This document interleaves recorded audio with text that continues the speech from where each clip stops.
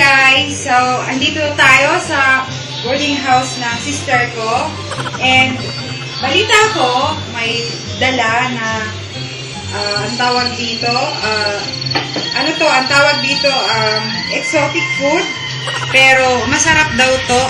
Nakikita ko to sa mga nagpupunta ng Thailand. So, dito sa Pilipinas, ang tawag dito ay salagubang. Yan, dala ni Teacher Sally. From, saan Teacher Sally? Pangasinan. Ito daw yung special na pagkain sa Pangasinan. So, titikman natin siya ngayon kung gaano siya kasarap. Yan. So, ito po. Tingnan natin. May suka na masarap. Ito po yung sausawan niya. Yan.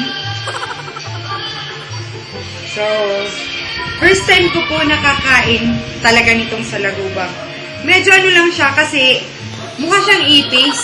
Pero pag hindi mo naman siya inisip na mukha siyang ipis at hindi siya insekto, siguro hindi naman nakakadiri. Tsaka, marami naman kumakain ito dun. For sure naman, hindi ito nakakamatay kasi dami na siguro namatay dun kung makakamatay ito.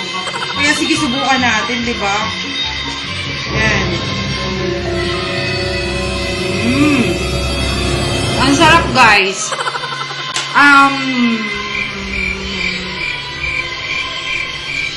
Ano ba yung lasa niya? Parang yung mga natural lang na pagkain. Na kinakain natin yung mga ulam, gano'n. Pero hindi ko may paliwanag yung lasa niya kasi mas nangingibabaw yung suka sa kanya. Yan. Pero, masarap. Try nyo rin. First time ko po, pero it's yes.